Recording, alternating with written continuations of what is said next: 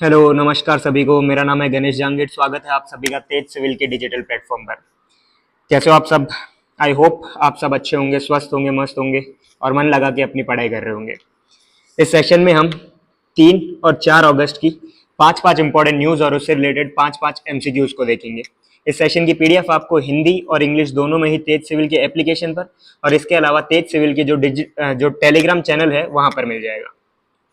इसके अलावा तेज सिविल की टीम द्वारा जून 2025 की करंट अफेयर मैगजीन अवेलेबल है हिंदी और इंग्लिश दोनों में ही, और जुलाई 2025 की जो करंट अफेयर मैगजीन है वो जल्द ही आपके लिए अवेलेबल करवा दी जाएगी। चलिए अपने इस सेशन को स्टार्ट करते हैं एक अच्छे से कोटेशन के साथ। Don't be afraid of failure, success is not a destination, it's a journey. असफलता से मत डरो, सफलता कोई मंजिल नहीं, एक यात्रा है। अगर हम किसी भी जर्नी में होते हैं तो जर्नी में अप्स एंड डाउन्स आना जरूरी है। अगर अप्स एंड डाउन्स ना आए तो इसका मतलब ये है कि आप कहीं ना कहीं गलत रास्ते पे हो। तो अप्स एंड डाउन से, फेलियर से डरना नहीं है और अच्छे से डिटर्मिनेशन के साथ आपको लगातार पढ़ाई करते रहना है। इसके अलावा ये कुछ क्लिप्स है जून 2025 की करंट अफेयर मैगजीन की, हिंदी और इंग्लिश दोनों में आप देख सकते हो। अगर आपने अब तक नहीं पढ़ी है तो सबसे पहले आप इसे पढ़ लो। जल्द ही आने वाले कुछ दिनों में जुलाई 2025 की जो करंट अफेयर मैगजीन है हिंदी इंग्लिश दोनों में अवेलेबल करवा दी जाएगी। चलिए अपने सेशन को स्टार्ट करने से पहले पिछले सेशन का अपन रिवीजन कर लेते हैं।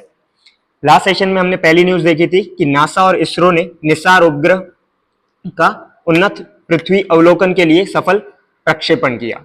क्या नाम है सैटेलाइट का? निसार सैटेलाइट। ये आपको ध्यान रखना है, इंपॉर्टेंट है एग्जाम के लिए, क्योंकि इसका लॉन्च कहां से किया गया है? तो इसका लॉन्च किया गया है सतीश धवन स्पेस सेंटर श्रीहरिकोटा जो आंध्र प्रदेश में है, वहां से इसको जो है प्रक्षेपित किया गया है, इसको लॉन्च किया गया है। अगर कौन से रॉकेट से किया गया है ये पूछा जाए तो आपको पता होना चाहिए GSLV F-16 रॉकेट। हमने लास्ट क्लास में इसके बारे में पढ़ा था। ठीक है, निसार, निसार यानी NASA ISRO synthetic aperture radar इसका पूरा नाम है। और किन दो एजेंसीज के बीच में, ये आपको ध्यान होना चाहिए, नासा और इसरो के बीच में।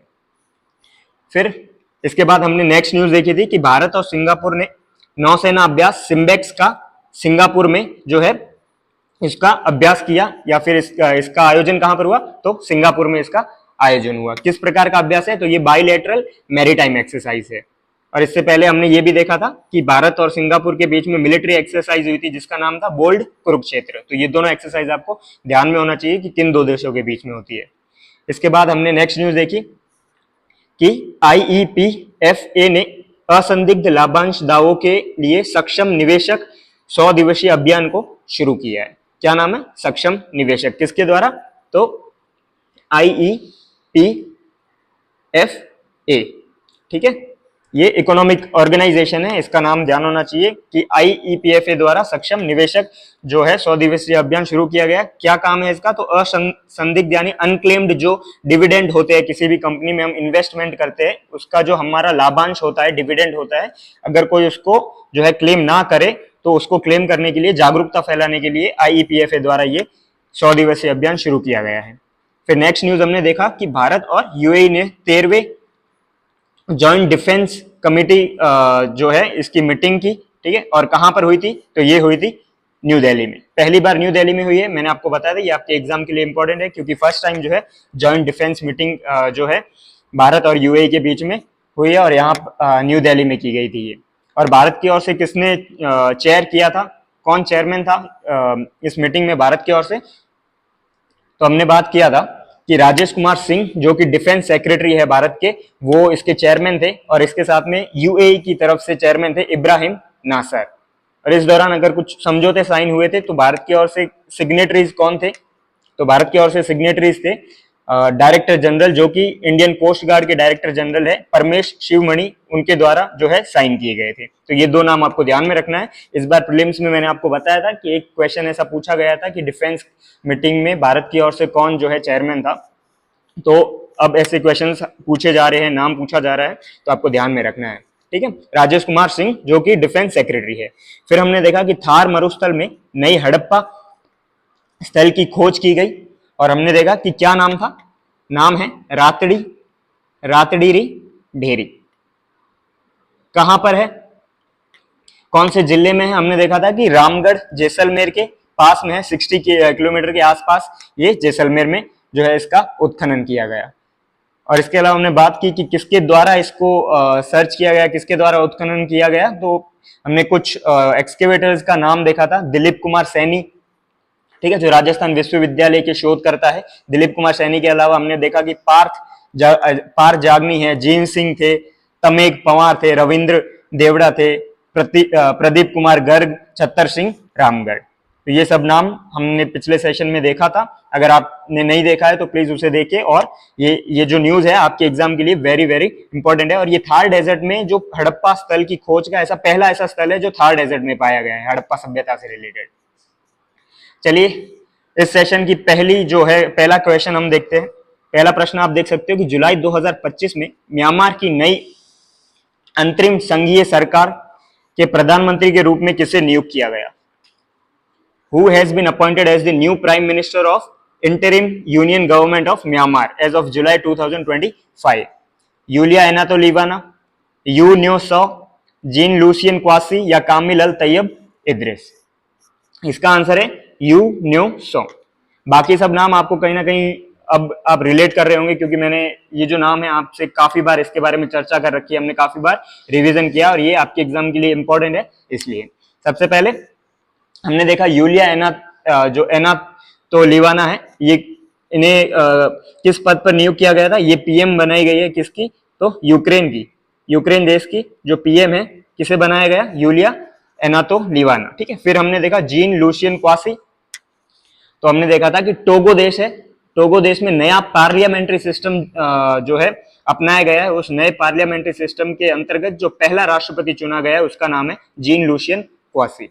और फिर हमने देखा था कि कामिल अल तैयब के बारे में मैंने आपको बताया था कि सूडान में अभी क्या चल रहा है? सिविल वॉर यानी कि गृह युद्ध चल रहा है, और उस दौरान जो है कामिल अल तैयब को सूडान का प्रधानमंत्री नियुक्त किया गया है। तो ये सब आपके एग्जाम के लिए क्या हो जाते हैं? Very very important. जुलाई 2025 में म्यांमार की राष्ट्रीय रक्षा और सुरक्षा परिषद यानी कि national defence and security council ने नई अंतरिम संघ सरकार यानी इंटरिम यूनियन गवर्नमेंट के गठन की घोषणा की। और प्रधानमंत्री किसे नियुक्त किया? तो यू न्यो सो, जो कि म्यांमार का 13वां प्रधानमंत्री होगा, ठीक है। यह आप फोटो देख सकते हैं। ये थी आपके लिए इंपॉर्टेंट। इसके बाद नेक्स्ट प्रश्न देखते हैं।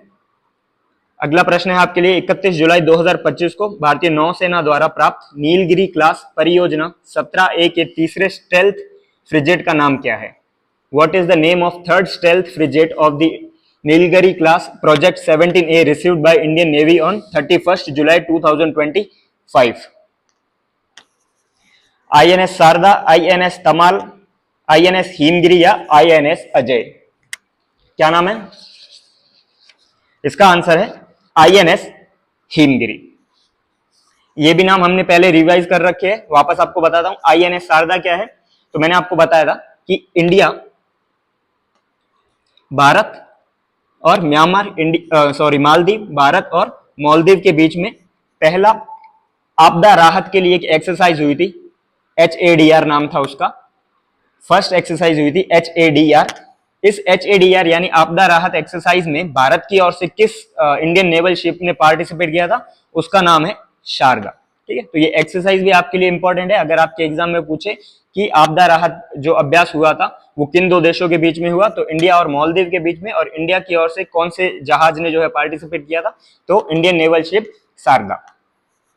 फिर हमने देखा INS तमाल। तो मैंने आपको बताया था कि रिसेंटली भारतीय नौसेना में शामिल होने वाला अंतिम फॉरेन बिल्ट जो नेवल शिप है वो INS तमाल था। इसके बाद जो है कोई भी फॉरेन बिल्ट नेवल शिप भारतीय नौसेना में इंक्लूड नहीं होगा, और ये रशिया में हुआ था। तो INS तमाल भी आपके एग्जाम के लिए क्या है? इंपॉर्टेंट। और इसके अलावा हमने INS अजय के बारे में बात किया था। मैंने बताया था कि जो गार्डन रिच शिप बिल्डर्स है GRSE, इसके द्वारा भारतीय नौसेना को INS अजय जो है सौंपा गया है। और ये कौन सी श्रेणी या कौन सी क्लास का है? तो ये अर्नाला क्लास का है, ठीक है। अब न्यूज को देखते हैं हम कि 31 जुलाई 2025 को भारतीय नौसेना को नीलगिरी श्रेणी यानी प्रोजेक्ट 17A भी इसको कहते हैं का तीसरा स्टेल्थ फ्रिगेट INS हिमगिरी प्राप्त हुआ।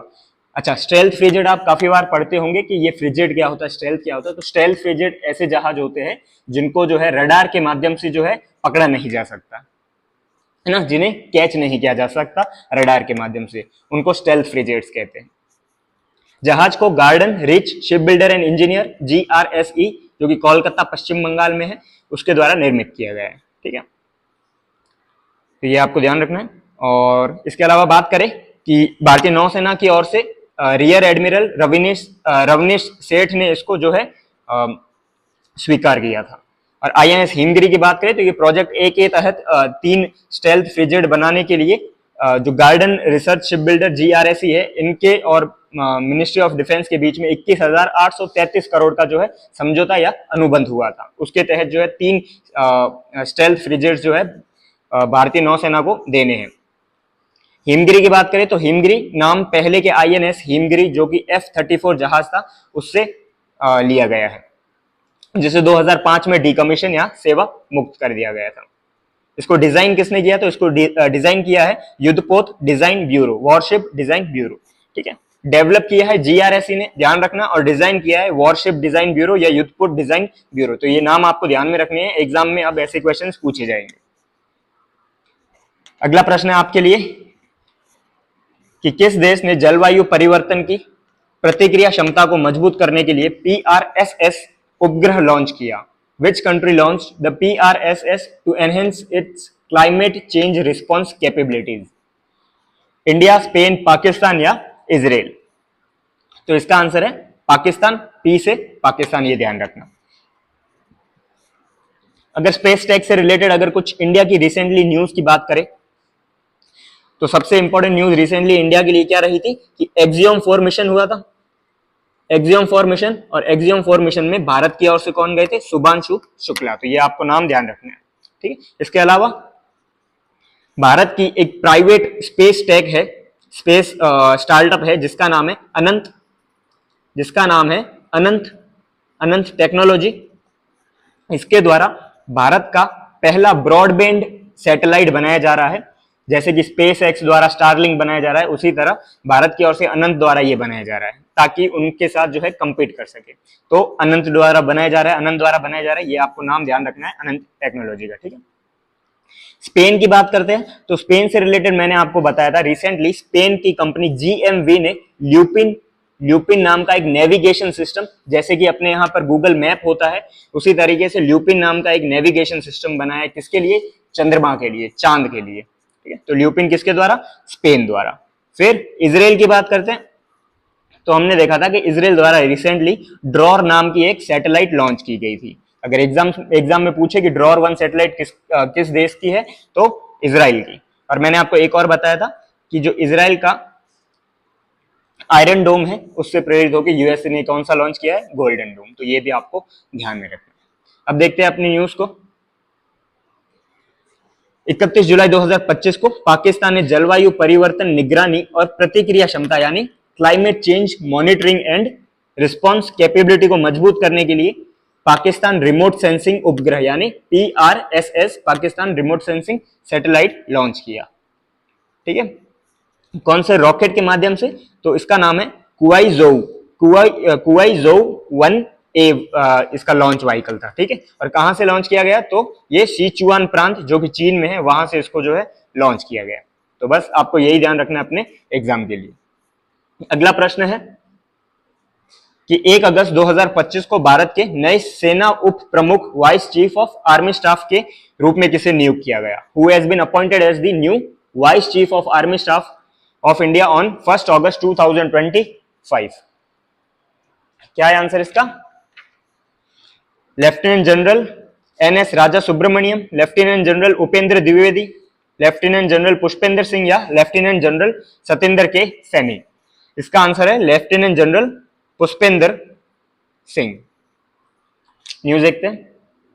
1 अगस्त 2025 को लेफ्टिनेंट जनरल पुष्पेंद्र सिंह को नए सेना उप प्रमुख, जिसे vice chief of army staff कहा जाता है, उसके रूप में जो है इन्होंने पदभार ग्रहण किया। ठीक है, इसके अलावा vice chief of naval staff के रूप में भी एक नई नियुक्ति हुई है, जिनका नाम है वाइस एडमिरल संजय वात्सायन। ठीक है, तो वाइस एडमिरल संजय वात्सायन, जो कि तोपखाना और मिसाइल प्रणाली के विशेषज्ञ है, उन्हें 47th नौसेना उप प्रमुख यानी vice chief of naval staff के रूप में नियुक्त किया गया। तो ये दो फोटो आप देख सकते हो, ये vice chief of naval staff Sanjay Vatsayan है और ये लेफ्टिनेंट जनरल पुष्पेंद्र सिंह है जो कि नए सेना उप प्रमुख बने हैं। तो दोनों नाम आपको जो है ध्यान में रखना है। अगला प्रश्न है कि 2 अगस्त 2025 को जारी अधिसूचना के अनुसार राजस्थान राज्य वित्त आयोग का अध्यक्ष किसे नियुक्त किया गया? Who has been appointed as the chairman of Rajasthan State Finance Commission as per the notification issued on 2nd August 2025? Naresh Kumar Thakral, Kalicharan Saraf, Arun Chaturvedi या जी.सी. कटारिया? इसका आंसर है अरुण चतुर्वेदी। आप फोटो देख सकते हो अरुण चतुर्वेदी जी का। ये न्यूज है, अरुण चतुर्वेदी जो कि पूर्व बीजेपी अध्यक्ष और पूर्व कैबिनेट मंत्री रह चुके हैं, उनको राज्यपाल द्वारा अधिसूचना के अनुसार 2 अगस्त 2025 इसे स्टार बना के रखो, क्योंकि आपके एग्जाम में अभी डेट्स जो है काफी पूछी जा रही है कि इनको कब नियुक्त किया गया। तो 2 अगस्त 2025 को राज्यपाल द्वारा नोटिफिकेशन के माध्यम से इन्हें राजस्थान राज्य वित्त आयोग का अध्यक्ष चुना गया। ठीक है, इसके अलावा नरेश कुमार ठकराल को सदस्य सचिव या मेंबर सेक्रेटरी के रूप में है नियुक्त किया। ठीक है, और इनका जो कार्यकाल होगा 1.5 वर्ष के लिए होगा, जो कि नियुक्ति अधिसूचना की तारीख यानी डेट ऑफ अपॉइंटमेंट नोटिफिकेशन जो क्या है 2 अगस्त 2025 से 1.5 साल तक इनका जो है कार्यकाल चलेगा। और इनका काम क्या होगा? तो आयोग जो है 1 अप्रैल 2025 से 31 मार्च 2030 तक की पंचवर्षीय अवधि के लिए वित्तीय रिपोर्ट को है तैयार करेगी।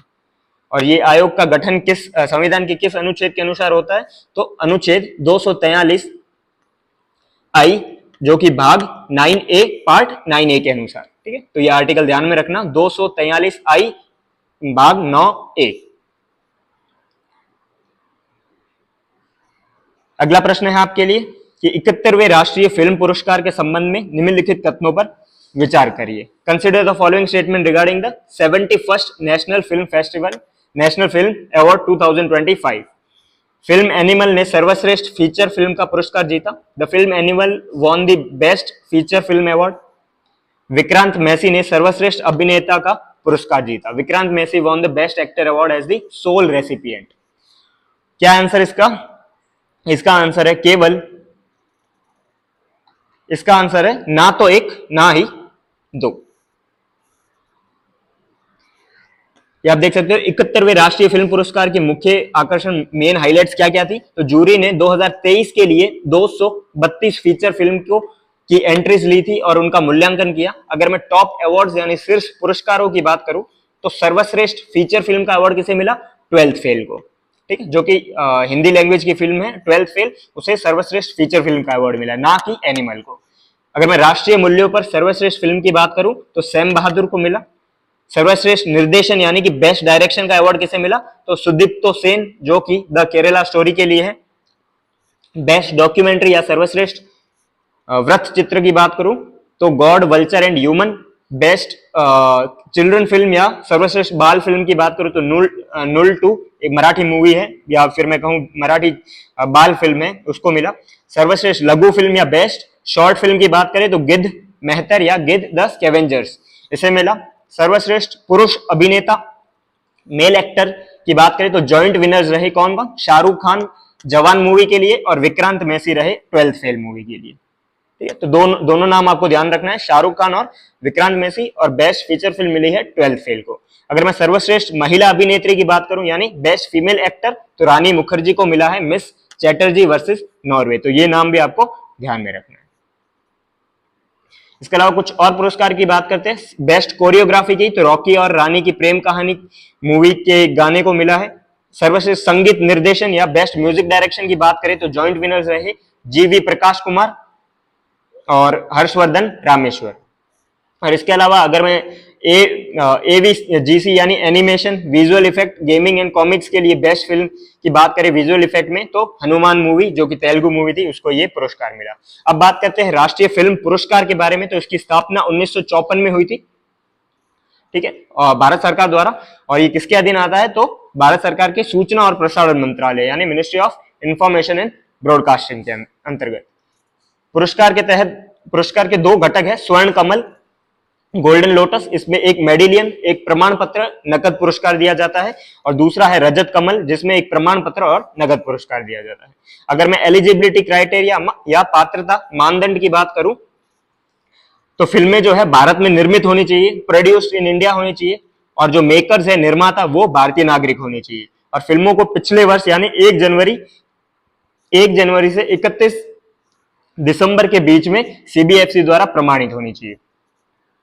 और विदेशी सह निर्माण यानी फॉरेन कोऑपरेटिव्स के लिए विशिष्ट पात्रता शर्तें भी रखी गई है। इसके अलावा अगर मैं नेशनल फिल्म अवार्ड्स की बात करूं, इसका सर्वश्रेष्ठ पुरस्कार है दादा साहिब फाल्के पुरस्कार। ये क्या है?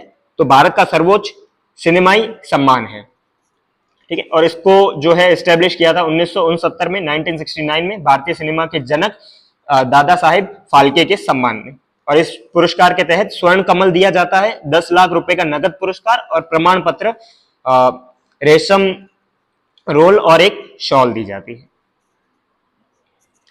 अगला प्रश्न है आपके लिए, नासा के साथ साथ क्रू 11 मिशन को अंतरराष्ट्रीय अंतरिक्ष स्टेशन तक भेजने में कौन सी 2 अंतरिक्ष एजेंसियां सहयोगी संगठन हैं?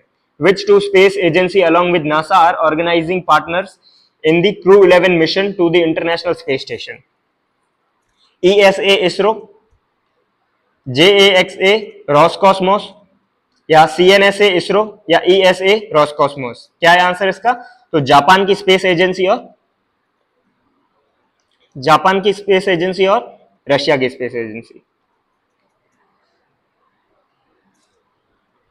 ये आप देख सकते हो न्यूज कि SpaceX NASA crew 11 mission अगस्त 2025 में इसको लॉन्च किया गया। और इसका उद्देश्य क्या है? तो इसका उद्देश्य है नासा के वाणिज्यिक क्रू कार्यक्रम यानी कि नासा कमर्शियल क्रू प्रोग्राम के तहत बहुराष्ट्रीय अंतरिक्ष यात्रियों यानी कि मल्टीनेशनल क्रू ऑफ एस्ट्रोनॉट्स को इंटरनेशनल स्पेस स्टेशन तक पहुंचाना। अगर मैं स्पेसक्राफ्ट जो इसके लिए यूज किया गया यानी अंतरिक्ष यान जो इसके लिए प्रयोग में लिया गया उसका नाम बताऊं तो क्रू ड्रैगन एंडेवियर, ये नाम आपको ध्यान में रखना है। क्रू ड्रैगन एंडेवियर स्पेसक्राफ्ट को यूज किया गया था। अगर मैं लॉन्च व्हीकल की बात करूं तो लॉन्च व्हीकल है स्पेस एक्स का फाल्कन 9। और कहां से इसको लॉन्च किया गया? प्रक्षेपण स्थल की बात करूं तो इसे लॉन्च किया गया है complex 9A Kennedy space centre Florida USA में। कौन से आयोजक एजेंसी है यानी कि ऑर्गेनाइजिंग एजेंसीज? तो नासा, इसके अलावा जापान एरोस्पेस एक्सप्लोरेशन एजेंसी जिसे जाजा भी कहते हैं या जेक्सा भी कहते हैं, और रॉसकॉस्मोस जो कि रशियन स्पेस एजेंसी। इन तीनों द्वारा जो है इस मिशन को है लॉन्च किया गया।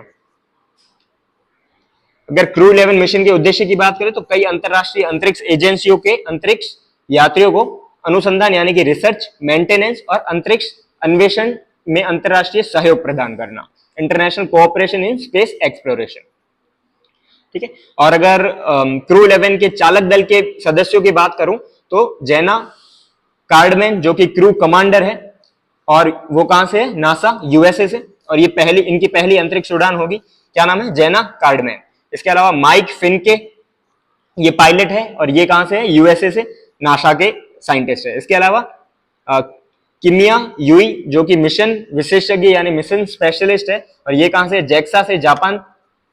और ये क्या है? एक अनुभवी जापानी अंतरिक्ष यात्री है। और लास्ट है ओलेग प्लाटोनोव जो कि मिशन विशेषज्ञ है, और ये रशिया से है, रॉसकॉस्मोस से, और इनकी भी पहली अंतरिक्ष यात्रा होगी।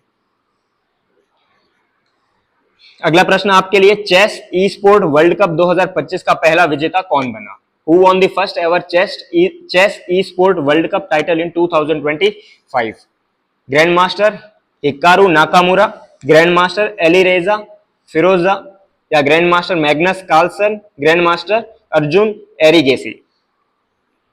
इसका आंसर है ग्रैंड मास्टर मैग्नस कार्लसन। ये आप फोटो देख सकते हो मैग्नस कार्लसन की।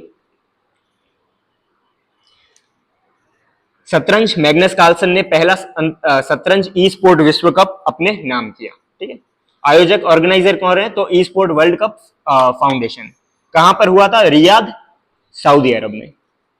नाम ध्यान में रखना, कहां पर हुआ? रियाद, सऊदी अरब में, क्योंकि ये पहला ऐसा आयोजन है शतरंज ई स्पोर्ट। तो आपसे ये पूछा जा सकता है कौन विजेता रहा?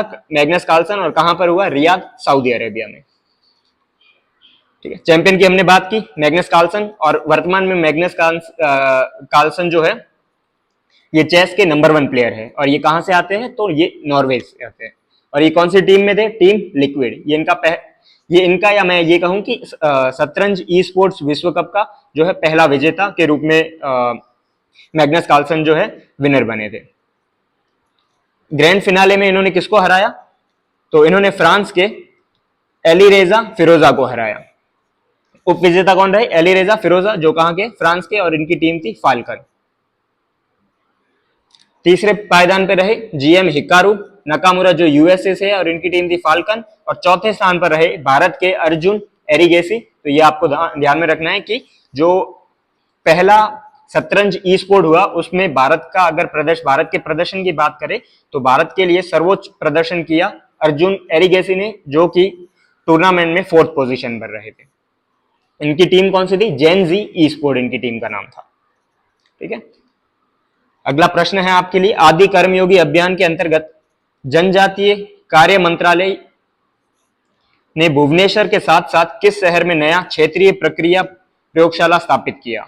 Under the Adi Karmayogi Abhiyan, the ministry of tribal affair has established new regional process labs in Bhubaneswar and which of the following cities, Ranchi, Bhopal, Dehradun या रायपुर। इसका आंसर है देहरादून।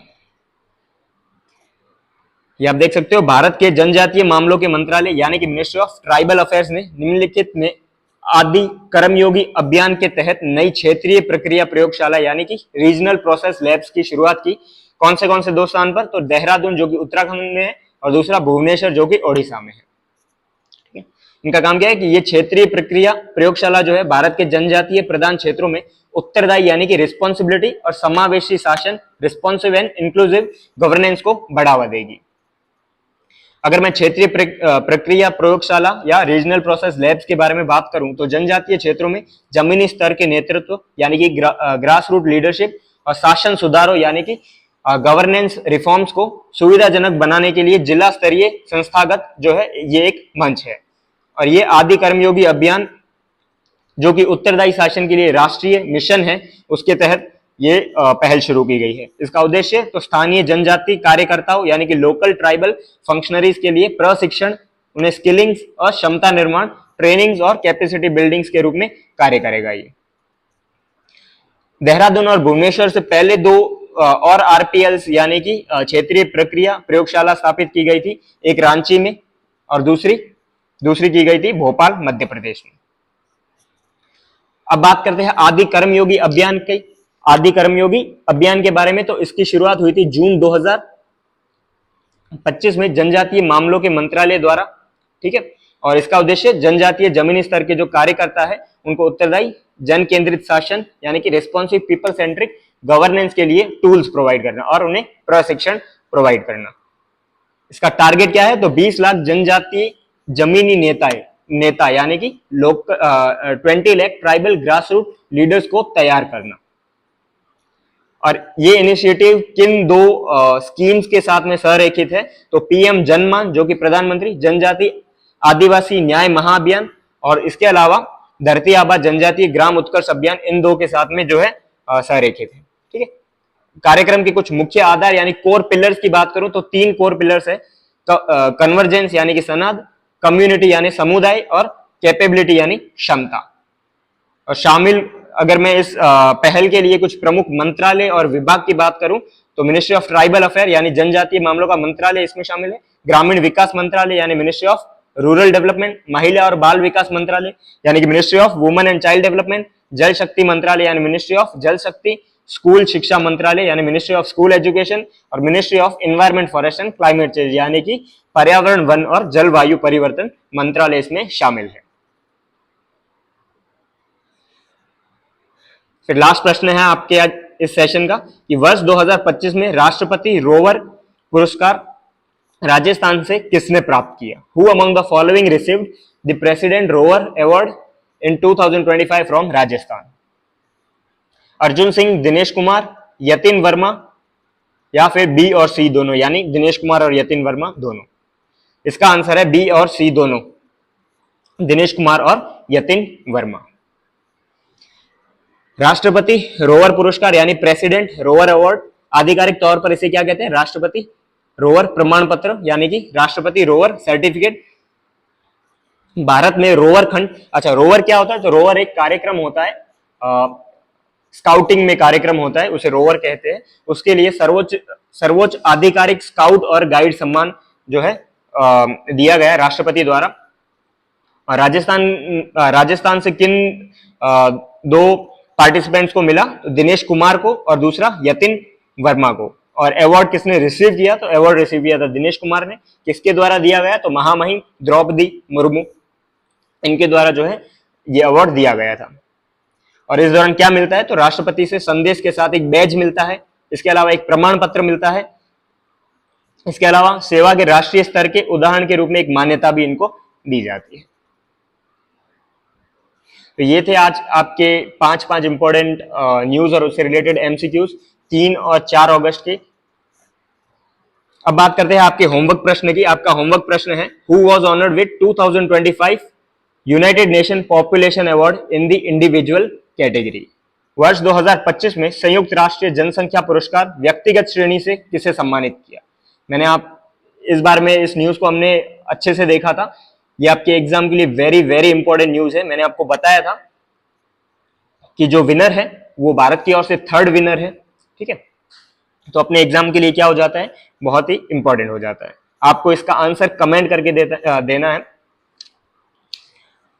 आशा करता हूं आपको ये सेशन पसंद आया होगा। अगर सेशन पसंद आया तो प्लीज चैनल को सब्सक्राइब करें, वीडियो को लाइक करें, कमेंट करना ना भूलें। थैंक यू एवरीवन, मिलते हैं नेक्स्ट वीडियो में।